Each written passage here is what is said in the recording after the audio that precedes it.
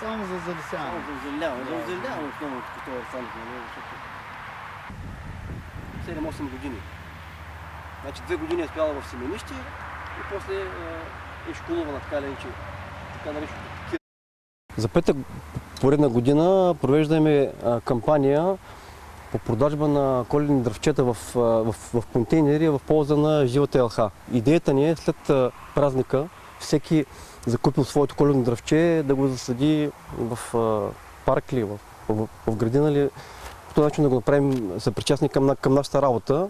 И за целта даваме един кратък набор от указания на всеки съвети как да се гледа живото коледно дръвче, за да може то да преживее и за празника и след това на пролет да се засади. Нашите растения се произвеждат основно от семена, които ние събираме от видове, които се намират в нашия разсадник. Макар и че не са наши видове, нали? Те са аклиматизирани тук добре. Събираме семената, сеем ги в лихи и след 2 години тези, това се казват семенични фиданки, се изваждат и се засаждат се, нали, на тези полета, които са. Мога да ги видите и това е всъщност резултата след 2 години. Предлагаме това тук е Дугласка ела, това е американски вид.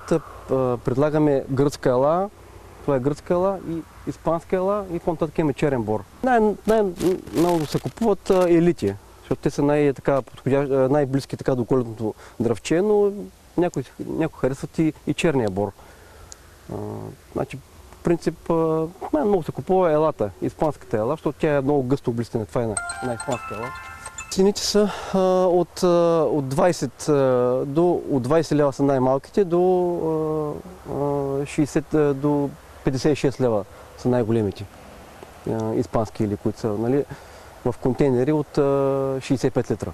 Интересът от година на година към живото коледно дръвче, нали, в саксия се засилва, защото всеки иска, нали, след това някъде да се засее това дръвче, нали, и да се причастни. Особено идват много често родители с децата, нали, да направят по този начин се причастни и децата, което наистина е много така добра нещо положително, което става.